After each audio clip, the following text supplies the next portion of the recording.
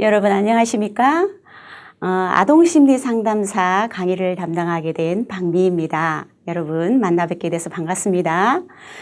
오늘은 이제 첫 번째 강의로 제1장 아동상담에 대한 이해를 공부하시겠는데요. 여기에서 이제 아동상담이다라고 했을 때 아동을 먼저 살펴보겠습니다. 아동이라고 하는 개념에서 여기서 보면은요, 아동복지법에서 말하는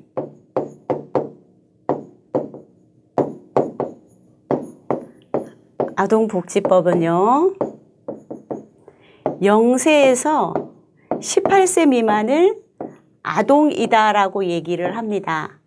자, 그런데 여기서 보면은 청소년 같은 경우에는요, 청소년은 24세 미만을 청소년이라고 해요. 자, 그러다 보면 청소년기에 있는 아이들이 아동복지법하고 또 청소년복지법 쪽에 청소년기본법하고 조금 맞물리는 부분이 있기 때문에 아동상담에서 말하는 아동을 대상으로 하는 것은 영유아기와 초등학교 아동을 위한 상담이다라고 보시는 것이 적합할 것 같습니다. 그래서 성장기에 있는 아동이 사회에 잘 적응하고 자신의 잠재 가능성을 최대한 실현시켜 줄 수 있도록 도와주기 위한 전문적인 활동이 아동 상담에서 이루어져야 된다라고 보는 거죠. 그래서 아동의 성장을 지장을 주는, 아동 성장에 지장을 주는 문제 상황을, 그래서 문제 상황이라고 하는 걸 보면은 여기에서 아동이 태어나서, 그러니까 아이가 태어나서 발달하는 여러 가지 과정, 영유아기부터 초등학교로 이렇게 발달하는 여러 과정 중에 보면 여러 가지 문제 상황들을 유발할 수 있는 것이 있습니다. 그게 뭐냐면 발달 단계에 따른 과업들이라고 할 수가 있겠죠. 그럼 발달 단계에 따른 과업들 중에 과업이 잘 이수되지 못하거나 이루어지지 못할 때 문제 상황들이 나타나게 돼요. 그래서 이런 문제 상황들을 긍정적으로 극복할 수 있도록 조력하는 것이 아동 상담이라고 할 수 있죠. 자, 그 다음에 아동이 그러다 보면 사회에 보다 잘 적응하고, 자, 아이가 태어나는 곳은 가정 안에서 태어나죠. 가정 안에서 태어났을 때 거기에서 하는 기능들을 보면은 사회화 기능이라고 하는 것이 있어요. 자, 사회화 기능을 하는데 여기에서 사회 기능을 제대로 하지 못하게 한다라든지 또는 발달 과정에서 관계가 제대로 원활하지 않는다라든가 했을 때 그런 여러 가지 부분들의 위기들이 나타날 때가 있는데 아동 상담은 사회에 보다 잘 적응하고 위기에 잘 대처할 수 있는 능력을 가르치도록 돕는 과정이 아동 상담이다라고 보시면 되겠습니다. 이것은 아주 중요한 부분이죠. 그래서 아동 상담의 정의에 대한 부분을 종합해서 보면 아동을 대상으로 효과적인 상담을 하기 위해서 보면 언어를 사용하는 직접적인 면담과 더불어 아이들은 언어를 잘 제대로 표현하지 못하기 때문에 놀이치료, 모래놀이, 그 다음에 음악치료 또는 미술이라든지 은유적 이야기 이런 다양한 치료적인 매개체를 사용하는 것이 아동 상담에서 많이 활용되고 있어요. 그래서 이를 통해서 치료적인 관계를 촉진하고 아동의 내적 감정을 안전하게 표현을 해서 자신의 문제, 아동 자신의 문제를 재구성하도록 도와주고 또는 적절한 대처 방법을 스스로 고안해내도록 돕는 기능을 하도록 하는 것이 아동 상담이다라고 보시면 되겠죠. 그래서 아동 상담의 독특성이 또 있는데 이거는 뭐냐면은 성인과 다른 여러 가지 특성들에 근거해서 상담의 원리라든지 접근 방법이 성인과는 다르게 적용돼야 된다. 왜냐하면 아동은 발달 과정 중에 있기 때문이에요. 그리고 가소성이 크기도 하고 학령기에 있기도 하고 성인에 비해서 언어적인 능력이 제한적이기도 합니다. 그리고 5번째 보시면 자신의 문제를 다루는 동기가 부족하기도 해요. 그 다음에 6번째 보면은 아동의 행동 문제는 또래와의 상호작용과 밀접한 관련이 있기 때문에 사회성이 어느 정도 있느냐에 따라서 달라지겠죠. 그 다음에 7번째는 부모의 보호와 양육에 의해서 성장이 되는데 이 부분에 이제 초점을 두어서 아동 상담을 해야겠죠. 자, 두 번째 이제 아동 상담의 목표는 있는데요. 아동 상담의 목표는 내담자의 주 호소를 해결하도록 돕는 거죠. 내담자라고 하는 것은 아동이 되겠습니다.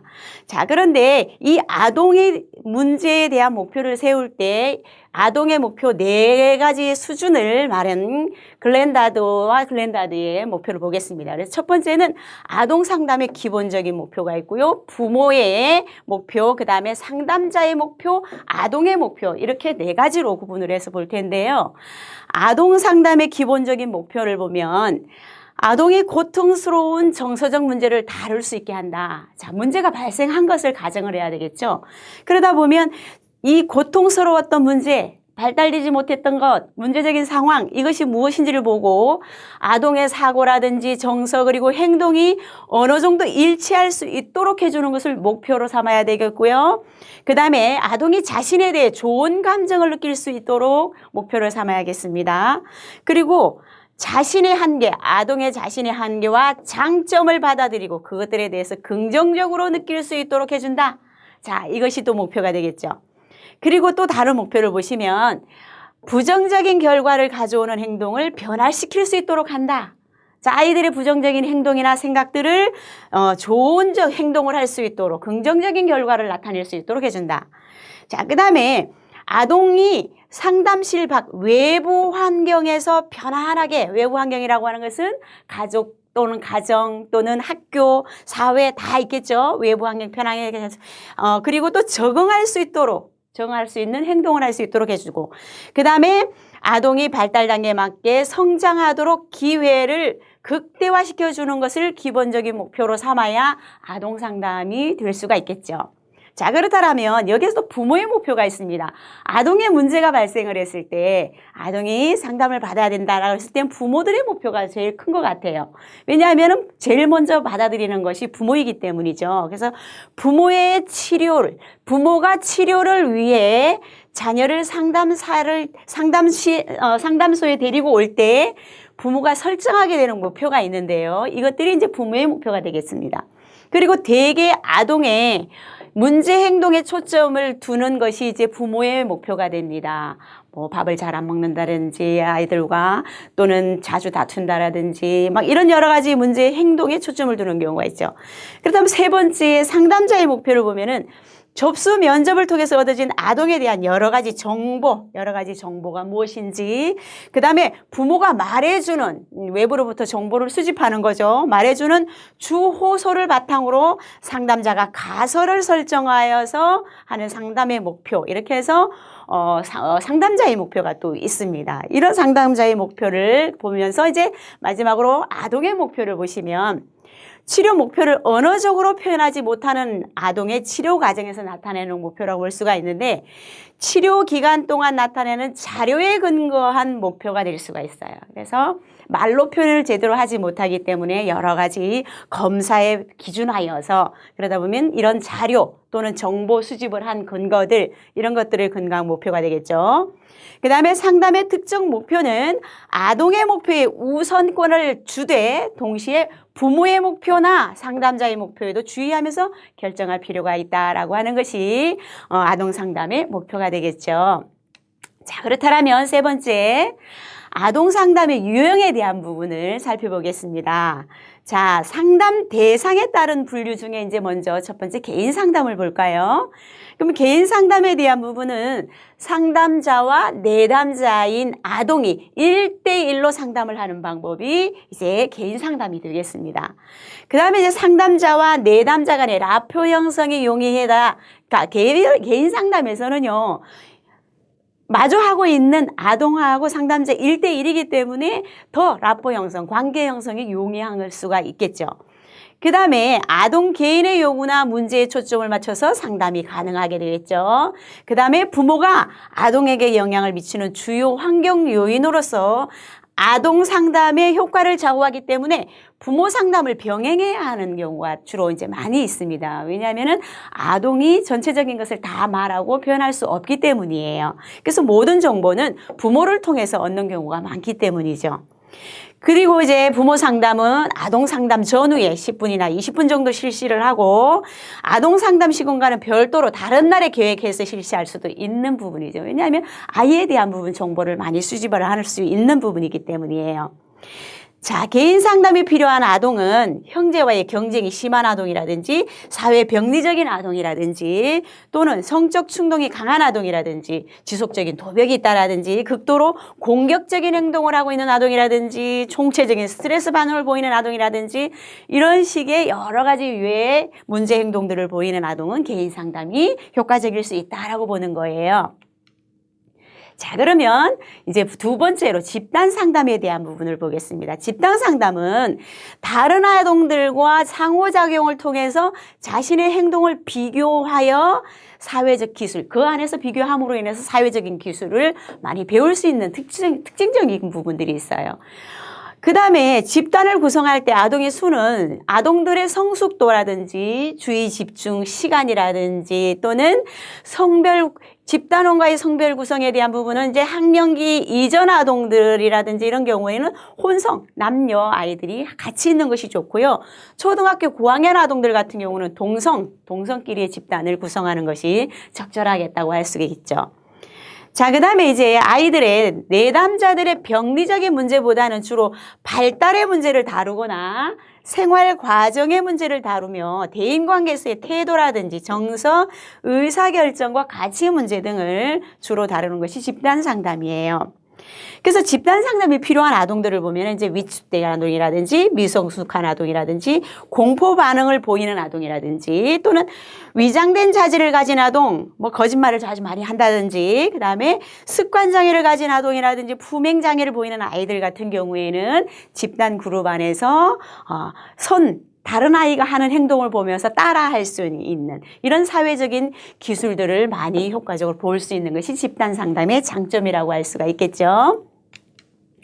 자, 그 다음에 이제 세 번째 보시면 이제 가족 상담이 있어요. 이제 가족 상담은 내담자와 가족 간의 관계가 어떤가? 그 다음에 역기능적인 가족 체계에 대한 원인을 먼저 두고 여기서 문제가 있을 것이다라고 보고 아동 문제에 접근을 하게 되는데 아동의 가족 모두가 상담 대상이 될 수가 있겠죠. 누구와 사는지에 따라 다릅니다.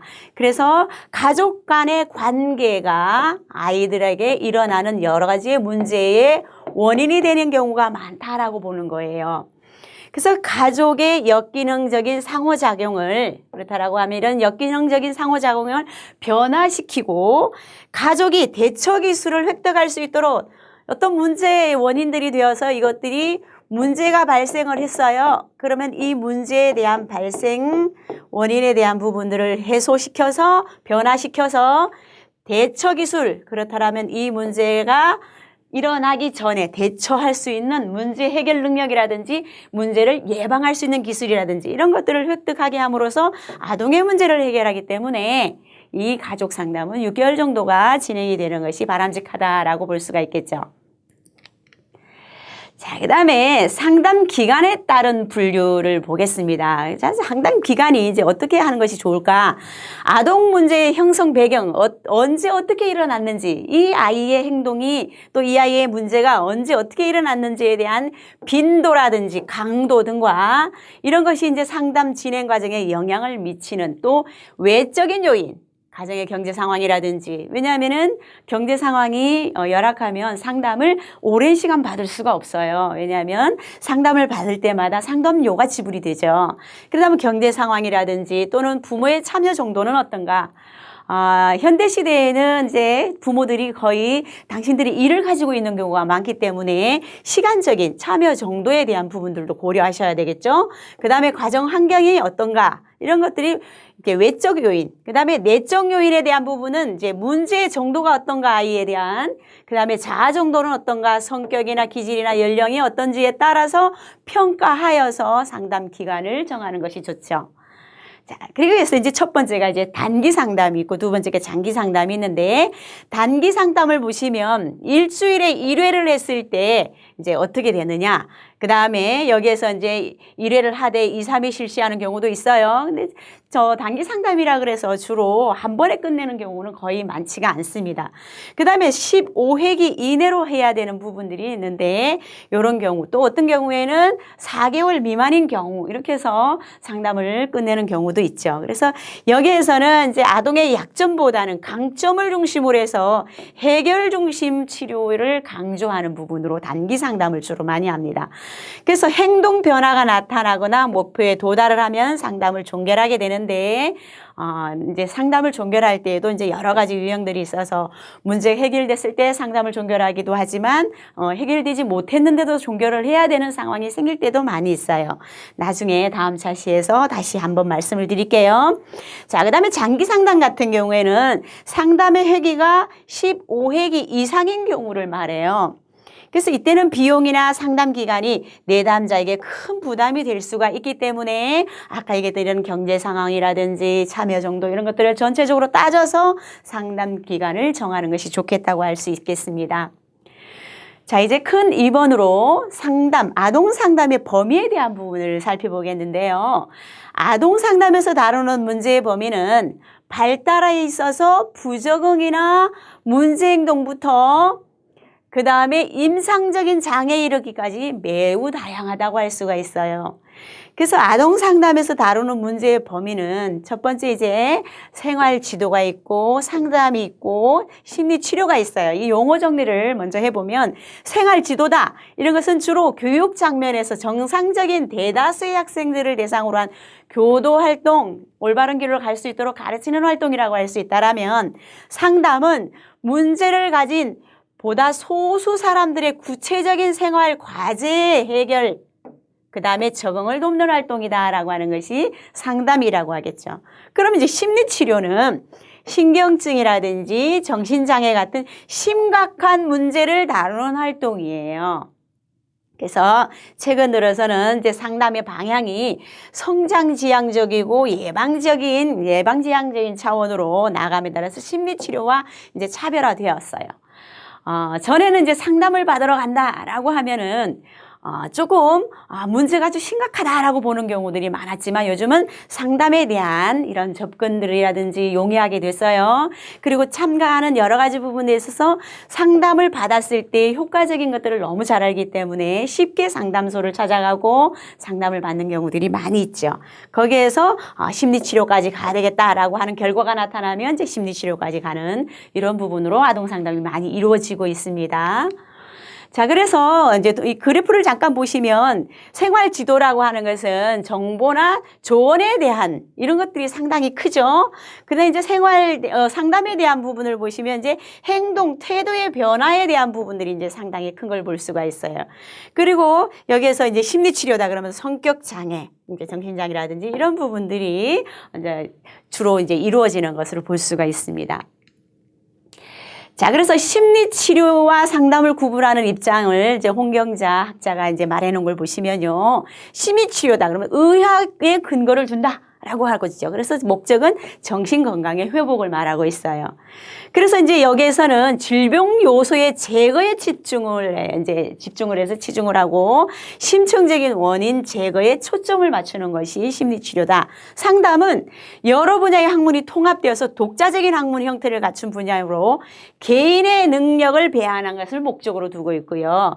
그래서 여기에서는 관계 형성이라든지 의사소통을 통해서 내담자의 힘, 강점, 그가 가지고 있는 잠재적인 능력 이런 것들을 북돋워주는 방법에 초점을 맞추는 것이 상담이다라고 얘기를 합니다. 그래서 아동기의 주요 문제에 대한 이제 아동의 문제 영역을 먼저 살펴보겠습니다.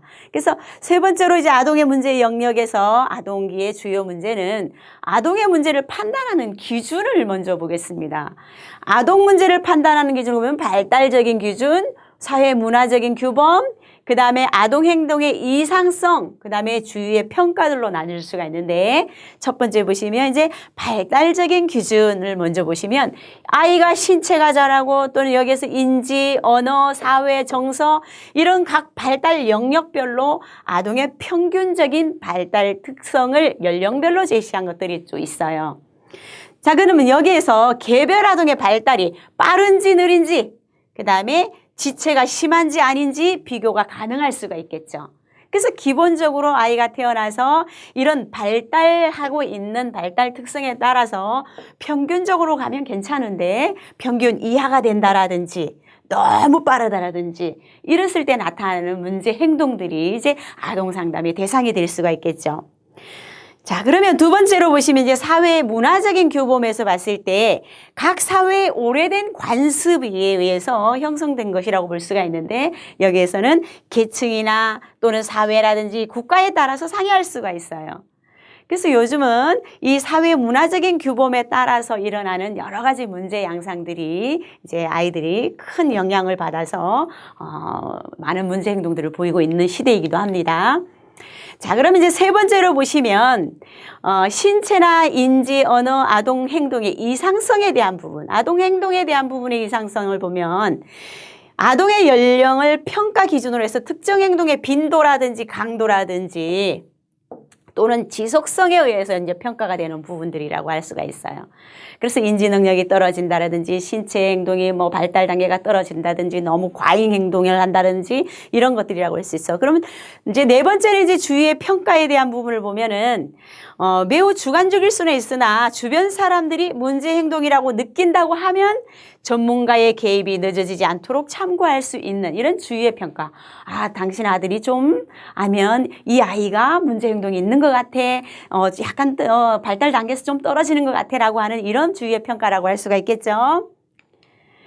그래서 또 이제 여기에서 보면은 이제 교육적 또는 발달적 장면에서 발생하고 있는 키트의 헬핑 모델이라고 하는 것이 이제 앞자리만 따서 이제 쭉 나와 있는데요. 보시면 건강 문제 또는 정서 문제 또 러닝이라서 학습 문제 또 여기에 또 보면 퍼스널 릴레이션십이라고 해서 대인관계 문제 이미지라고 해서 심상의 문제라든지 또는 알고자 하는 욕구라든지 활동이나 행동 이런 여러 가지 부분에서의 나타나는 주의 문제에 대한 범위들이 아동들의 문제에 어떻게 영향을 미치고 또 어떻게 되어 있는지를 우리가 살펴볼 수가 있겠죠.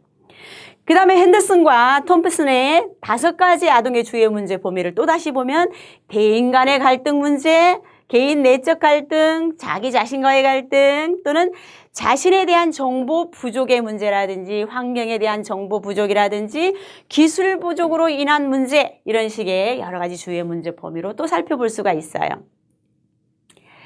자, 이제 아동의 문제 영역 이제 두 번째로 보면 심리장애 유형에 대한 부분을 이제 주로 보는데 전통적인 접근에서 보면 이제 정신병리의 유무에 따라서 아동을 분류하는 분류적인 접근으로 세계보건기구의 국제질병 분류 또는 미국 정신의학회에서 말하고 있는 정신장애 진단 및 통계 편람에서 DSM-5라고 하는 여기에서의 대표적인 변경 내용들이 이제 쭉 나와 있는데요.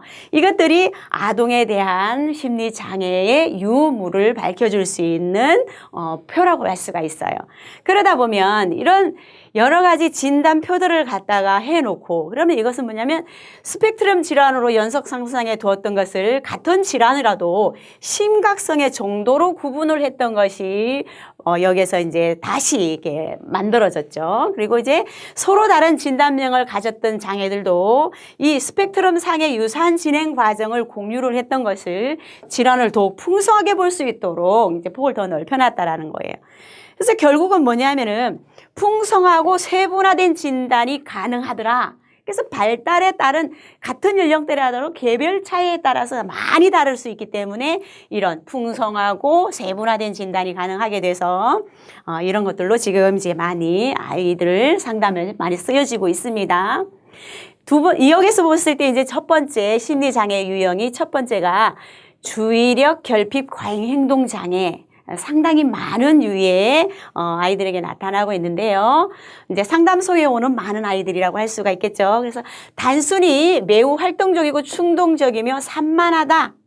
그 다음에 대부분 주의력 결핍과 과잉 행동을 모두 보이며 과잉 활동은 성장하면서 점차 덜 문제시가 되고는 있더라. 그 다음에 과잉활동 또는 충동, 우세형 또는 주의력 결핍 우세형, 복합형. 그래서 여러 가지로 조금 달리 분류되지 않는 주의력 가입 활동할 때 이런 식으로 여러 가지 형태로 나눠질 수가 있다라는 거예요. 자, 그 다음에 두 번째는 이제 품행장애, 그 다음에 적대적인 반항장애라고 또 나타날 수가 있는데, 여기 보면 부모나 법규라든지 타인의 권리 또는 감정에 거의 전혀 존경을 표하지 않는다. 자, 그 다음에 지속적인 신체적인 언어적인 공격성을 지닌 다양하고 반복적인 나쁜 행실을 하더라.